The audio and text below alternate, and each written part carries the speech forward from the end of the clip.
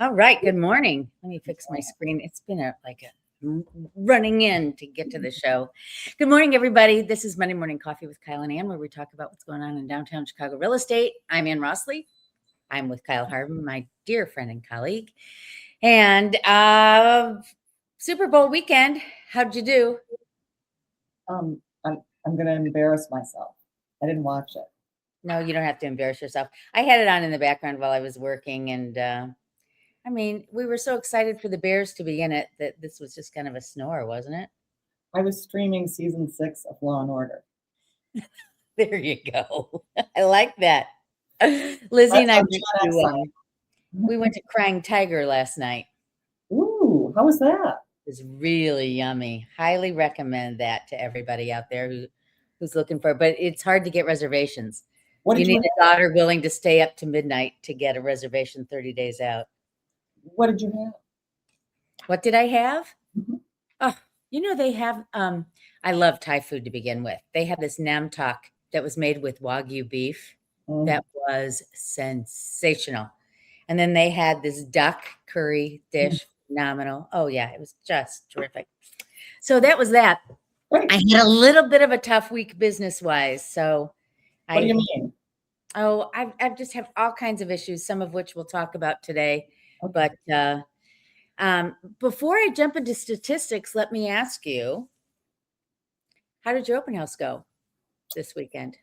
It was actually very well attended on Saturday, and we had a couple of people on Sunday, but it was really well attended on Saturday, and there's a lot of interest in this beautiful, beautiful condo in Wilmette. That's awesome.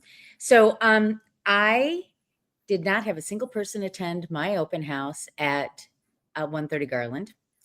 And then I said to myself, well, what the heck is going on? So I went in and searched open houses downtown Chicago in all of the loop, which means New East Side, Cultural Mile, everything. I know I'm saying this. I'm sorry, yeah, for everybody else. So there were only 3 open houses. 3. And then in the near North neighborhood, which is River North, Streeterville, like that has like a ton of condos, right? If you took out the new construction or the conversion of 850, so you took out 850 and 435, there were only 41 in Saturday and Sunday of the whole weekend. That's awesome. Right? And then here's what's going on. Super Bowl, which I think is ridiculous, but okay, but a lot of people prep for it. And it's the Japanese New Year. I mean, it's New Year's for a lot of people. So I wonder if the holiday affected that. I'm just throwing that out there. That could be. It was just shocking to me. And then I went to Lincoln Park. And of course, you and I both talk every time we get together about how hot Lincoln Park is. And of all the properties that were, I don't remember exactly how many for them, but there were 2 types of open houses. There were we're first on the market. You got 2 days to look at it, and offers are due Sunday at 5 p.m. kind of open houses, right? And that was about 3/4 of what was on the market. If a property had been on, there were a few, maybe like 8, and that was it. Well, here's the thing. In Lincoln Park, there's almost nothing on the market. So I'm not shocked that there aren't all that many open houses. I mean, people are like, oh, find me a place in Lincoln Park. And my response is, oh, good Lord. It's the hardest job in real estate right now. Yeah. Yeah. Most definitely. Okay. So I'm going to jump into stats, and then Kyle has a great thing about how to win in a multiple offer situation with luxury properties, which applies to everything. And we'll go from there. So first I'll bring up stats, and this is the same old song. It's been very much the same. So I'm going to kind of breeze through it. We're talking lakefront communities. Let me get rid of our names, and let me get rid of our coffee cup, which we'll bring back later. I know everybody loves it. We should start selling our coffee cups or giving them away as treats. Maybe selling's a little too aspirational. Hand them out. Hand them out. Hand them out. Yeah. With goodies inside, because that's what'll matter to everybody. Yeah. Okay. All right, look at this. In the month of January, only 34 homes closed in the whole lakefront communities. Crazy town. It's And not because there wasn't demand. That's over. Those went under contract after Thanksgiving. Right, right. 87 homes are for sale. That's a little tick up, but still, look at the last 5 years. I mean, there's like nothing. Nothing. And they'll go under contract this week. Oh my gosh. Okay, 1.1 months worth of inventory. Not a surprise. And we inched up another $1,000 to an all-time high in price. Again, no surprise. Okay, apologies. Please ignore the dates at the bottom. Okay. Okay. I haven't switched to the new year. Okay. So the bar on the far right should be 2026. And this is rolling 12 months. Okay. Up until this month, rolling 12 months, we had enough inventory and enough was selling that we continued to be flat or a little ahead, both with single family and attached. Now the inventory and the number of sales has caught up to us and we're starting to decline. So not by a lot yet, but if this continues, we're going to see significant drops in number of sales as the months go on. All right, attached, 435. And remember, everybody, this is condos, co-ops, townhomes. 435 closed in January. 690 are under contract, and that's up a bit just because everybody's decided they want to look, even with our -20 weather in the first of the year. I know. And there are only 1105 for sale. That's insanely slow. Now, everybody says, you know it, I know it, everybody says it. Super Bowl Sunday kicks off. I even had one agent say to me, oh, we're going to see what comes on the market next week after Super Bowl. I'm like, okay. You know what? I should be smacked. I say the same thing. I know. It's tough. 1.3 months worth of inventory. We declined. And, you know, again, that's because lower price properties, right? Sold. Not that units are declining in value. And here we're down just I'd call that flat, right? That's so insignificant of a difference at that number. Freddie Mac, we're still hovering around 6%. And this is the thing. What we're experiencing here in Illinois, which is smack dab in the middle of the country there, folks, with the dark blue, is we're seeing price growth more than most everywhere else. I don't see any blue that's higher than us. No, no, there's not. New York is the same, is a little below us. So is blessed North Dakota. Crazy, right? I know. We have never, in all of our years of real estate practice, led the country. I know, right? It was always the coasts. And they were always like, woo, up in prices. And let's be honest, people. It's Chicago. I want everyone to shut up about how people don't like Chicago. Chicago's a terrible place to live. Nobody wants to live here. Frankly, people are desperate to live here. Yeah. They just don't have anything to sell. Yeah, absolutely right. And look at all these places that everybody ran to during COVID. Well, those are all the orange states. But let's be honest. Those are tiny drops in prices. Florida's minus 2.3%. And well, that's not so, I would be upset if I were Florida. But everyone else is just a little bit. It is interesting. Now, see, I've got clients, you know, all over the country, and I've got a client in Sunny Isles, Florida, and where's that? It's on the east coast of Florida, by Palm Beach. It's here's the thing.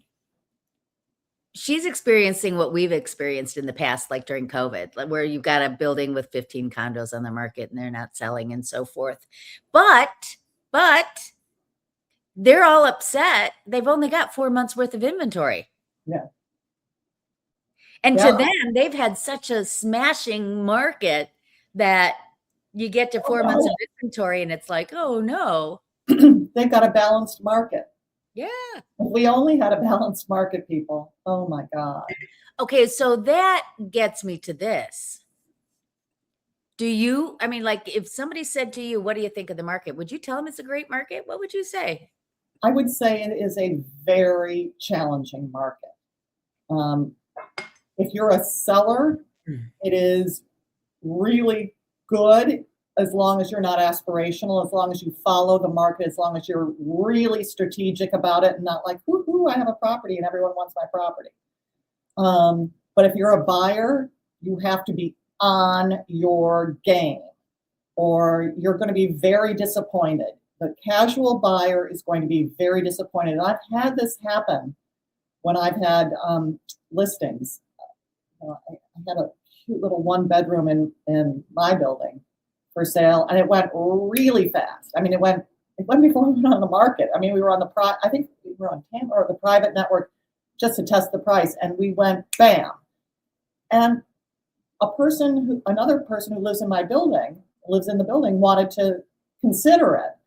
But this person would have to sell their condo to be able to buy this condo. You know, there were going to be, and my seller needed to move and needed somebody who was going to show up with cash and take care of it.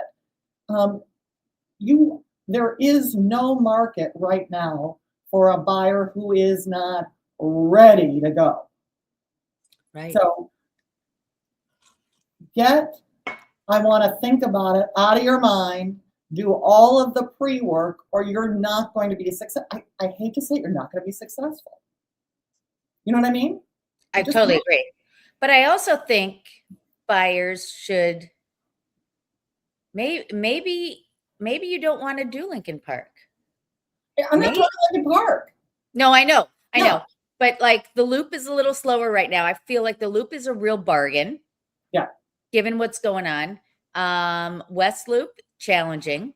Mhm. Right? There are other pockets you can go to. That's why Yes. Uptown's doing so well right now. What's not doing so well? Uptown is doing well Oh, because Uptown's doing great. yeah. So anyway, you want to pull up and talk about how to win in a luxury market now? Yeah. So we started talking, Ann and I, about doing a thing on how to win how buyers should win in a competitive market. And so I decided to cast it through the luxury lens, but because right now you saw how expensive properties are, for single family homes, the average sale price in the neighborhoods we are in the luxury range. There's really very little under $1 million. And so I characterize it in the luxury, from the luxury lens, but this applies to any buyer.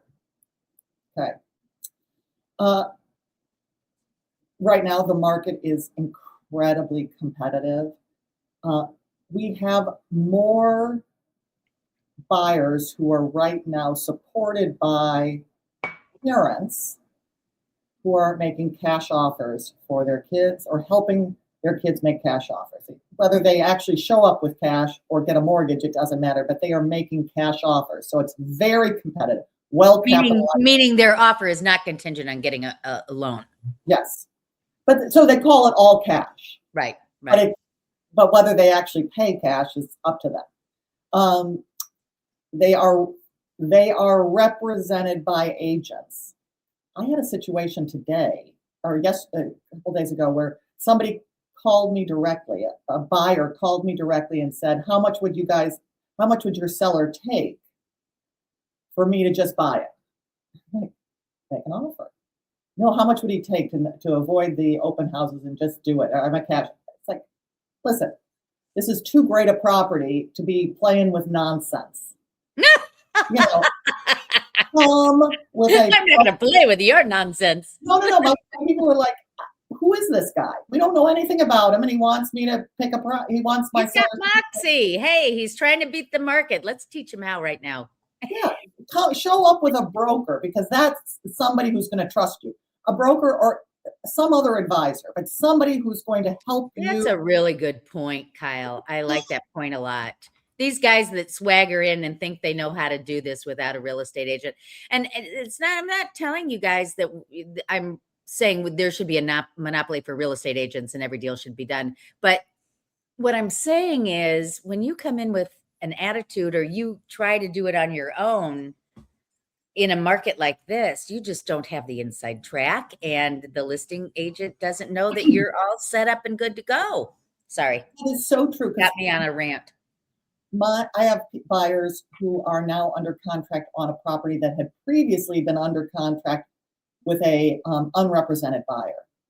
And I learned from a broker close to this transaction what a nightmare that buyer was. And it turned out that they probably weren't going to have money. It was going to be some terrible transaction. And the answer is sellers don't have to put up with that nonsense. No, They no. want security, low risk, straightforward, professionalism. They don't want any of this nonsense. Okay. So, in a tight market, you've got to be prepared. Definitely. And Baird Warner's Key Mortgage does this, but talk about this underwritten approval, not just a pre-approval. Tell us. Yeah, so it takes about a week to do. I tried to do this with one of my clients and we didn't have enough time to do it. But this was my client that lost out on the 22 offer condo in Lincoln Park, or yeah, anyway. But here's what it is. It's good as cash. I forget the name of the program, but what they do is they go through the whole pre-approval process to guarantee that you will get your loan. It's underwritten. So it's underwritten, it's good to go. This is not just a pre-approval, folks. This is if you're putting 15, 20% down, they say, Ann Rossley, you're good as cash, put in a cash offer because we guarantee you're going to get your loan. Assuming you don't take out a car loan or do something crazy. But yeah, as long as you're not also stupid. But yes. Exactly right. But just so you know, and this is why not everybody does it, it requires a hard pull on your credit. And every time there's a hard pull, your credit rating goes down a bit. Not hugely, but for people for whom that's meaningful, it's meaningful. But for whom are on the cusp of the acceptable, good and fair credit, that band. I can see why it would, but if you're going to get a yes, then it doesn't matter. Right. So exactly right. It's really worth doing, especially if you're on the lower end of the credit score. Yes. For luxury buyers who are making an all cash offer, have your proof of funds ready. Yes. Attached. And a proof of funds for people who are very private can be a letter from your financial advisor that says, this person has more than enough money to pay cash for this transaction. Yes. Done. It's got to be on their letterhead, but organize it so it is done. Right. To be successful, you really have to know what you're shopping for and not be one of these people who's sort of like, well, I don't know, and jumping back and forth and being really unclear with your representative so that they are unclear with the seller's representative. So you've got to be really clear. You also have to have a very streamlined decision-making process. I come back to you with the seller's counteroffer. You got to be ready to say yes or no. You got to be able to talk about this. I got to sleep on it. Sleeping on it injects risk, well, maybe they're not serious. Right. Again, show everything about yourself that is serious when you're dealing with a very competitive market. And really understand the comps. I mean, you don't want to overpay, and you don't have to overpay unless you're in Lincoln Park. Yeah. You have to overpay. Let's be honest. Because the comps are lagging. Because the market in Lincoln Park is going up, the comps are below where the market is at the moment you're making your offer. So think about that, okay? That's a very good point, yeah. You have anything else on any of these? No. Okay. So understanding who your buyers are and what they want, who your sellers are and what they want is really important. And that's why the communication, that's why working with I want to say broker, but sometimes they call them advisors. Well, working with a broker, let's just call it what it is. You and I talk to the listing agent. We talk to them and we find out ahead of time, what do these people want and need, so that I can deliver an offer that meets what the seller wants and needs. We want the seller to be delighted. So one of those is certainty of close, clean terms.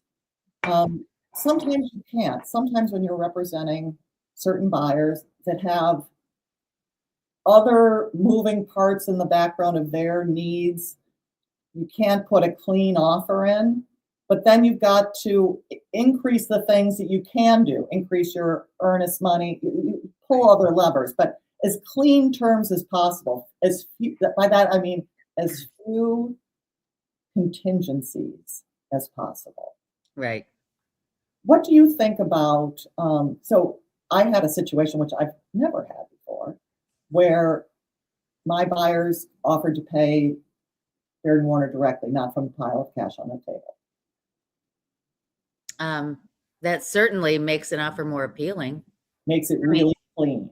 Yeah, makes it clean. Absolutely. Have you had that happen yet? I haven't had it happen with me yet. I have had agents put in less than a typical pay fee so that their client can win. But you know, after if we have time today, I want to talk about this whole HOA document thing, because that's okay. We'll talk about that afterwards. Okay, professionalism. Again, we've been talking about that. So flexibility. I've had in a different transaction, we won in a competitive offer situation because we were very willing to lease back to the seller at no rent for a week to stay in the unit. Because they were waiting for, they were waiting for a move. They needed to move to their next thing and they needed one more week. That flexibility helped close the deal. And, respect for time and privacy. As few showings as you can do. You can't constantly come in and bring all your friends and family, because that exactly. All right. Okay, these are the key terms. Which do you think is the most key? Well, if you're in Lincoln Park, appraisal gap coverage. Yes. Because again, this goes with appraisals are looking backwards and not recognizing the market is rising, and so there will often be a gap. So that's important there. I have found lately substantial earnest money is important. Yeah. Yeah. Well, the sellers think, you're in a multiple offer situation. You're supposedly doing cash, or you're putting at least 20% down. Why are you telling me you're only going to give me $8,000 earnest money? It's like, how serious are you really? Right? I agree with you. So accelerated timelines. I've got a darling listing in Wilmette, and I've got a relocating seller. We could close on February 13th. Yeah. So accelerated timelines are important to him. For others, I've got a lot of transactions have been tricky. April, they need till mid-April. Right. Close earlier if other things come together, but they need that longer timeline, which is tricky. So I'm just giving you the heads up that there are terms that are going to matter to people. Right. And knowing, again, like you said before, what the seller's looking for is key to making this work. Yeah. And sometimes it matters more than money. Yeah. Again, Steve Baird, who we love, who's the owner of Baird & Warner, he stays in this business because he really believes in removing friction from transactions. So he's done everything. He set up his own mortgage bank. He's got his title company. He's now got insurance brokerages. I mean, he's doing things to remove friction from a real estate transaction. But on a micro level, that's what your talented agent is going to do for you, buyers, is help you make the seller and the seller's agent see that there's going to be as little friction in this transaction as possible. So, as we say, organized documentation, clear timelines, strong financing, and minimal back and forth. So don't come in with a low ball offer is what minimal, because when you come in with a low ball offer, there's going to be a lot of back and forth. And sometimes you're just going to turn off the seller. So come with a good offer, not, where you're maybe not your top dollar, maybe you're not your best and final, but close enough to it that there's just a couple back and forths. Okay. Right. How many times, Anne, in the last 12 months have you reaching out to a broker when you know something's coming on, or dealing with them directly to make them understand that your buyer is their buyer, that your client is their buyer? Yeah, all the time. And just communication in general is so important. I don't want this to sound bad, but I have had some other agents who are not as savvy get in the way of some deals because they think that by texting a counter offer, that's negotiating. Folks, that's not negotiating. It is getting on the phone with the other agent and really finding out what's going on. What's going to work to make this happen so it's a win-win for both parties. And I'm just kind of tired of this.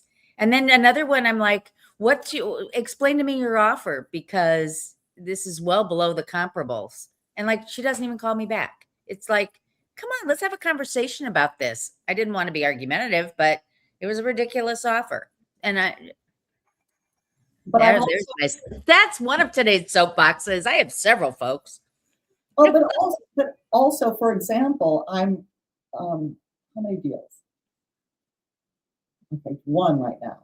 One of my transactions, the property hadn't come back on the market. It had gone off the market at the end of last year and hadn't yet come back on.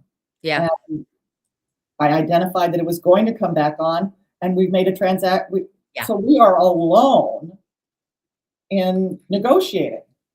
Well, and that's it, folks, too. When you're looking to buy, if you've got an agent digging, I've got an offer on the table right now with somebody because I sent letters to the building and said, my buyer is looking for your tier, your view, your floor plan. If you have any thoughts of selling, let me know.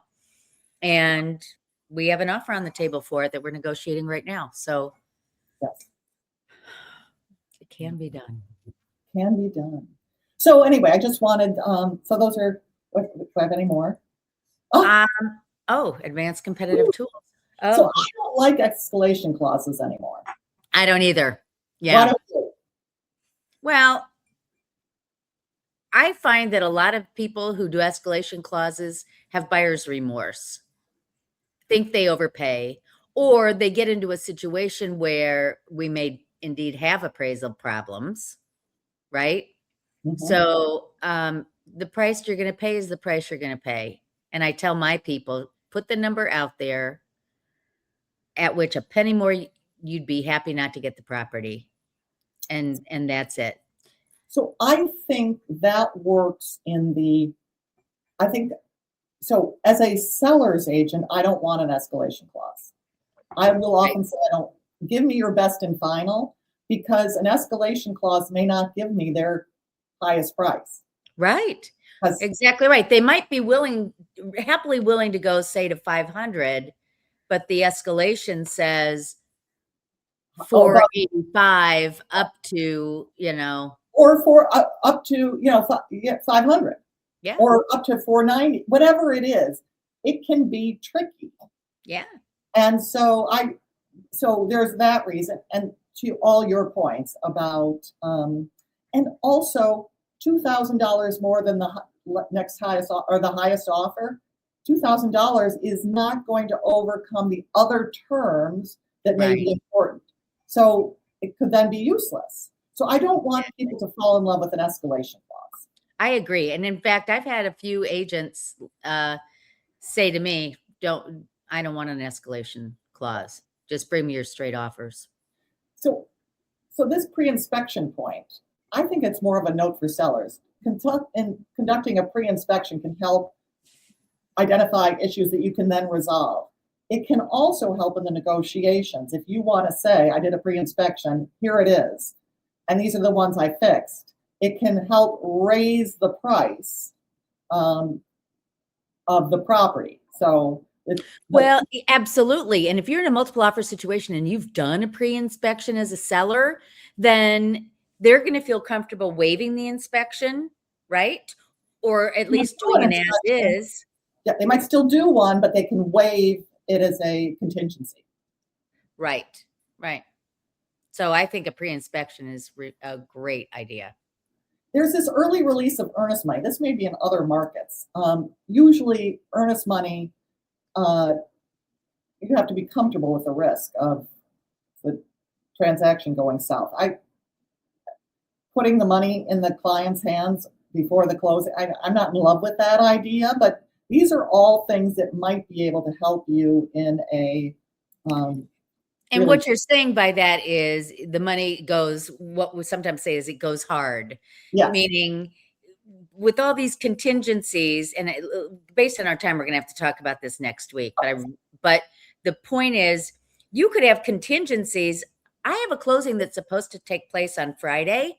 We have not finished attorney review yet because of inspection stuff we're still dealing with, because of HOA documents that we haven't gotten yet. And we haven't, I mean, so, but if you're in a multiple office, what's going on with the association? Why aren't the documents coming? And they haven't given us all the minutes, and they haven't explained why there's no money in the reserves. So this is what I'm saying. This whole HOA thing, especially in a tight market, I really want to delve into next week. Let's do that next week. Yeah. Because, but the point is, and this does make sense. I mean, if you're desperate for a property, okay, let's say you've got a contract on yours, you're, having triplets and you need a new home, it might be worth, if you're buying a property for $1 million, to put $10,000 or $20,000 on the table and say, we are, Mr. Seller, we're so sure we want to buy your home that we will give you access to this money a month before closing, just so you know that we're good to go and you can start planning your move out. Yeah. Agree. I don't see it in our market yet, but it's a good strategy. Yeah. In certain circumstances. Well, you just have to think about what is going to make you stand out versus other people. So yeah, right. Okay, so you've gone through all of these things. So there you go. There's one more side. I don't care about that side. Let's end here.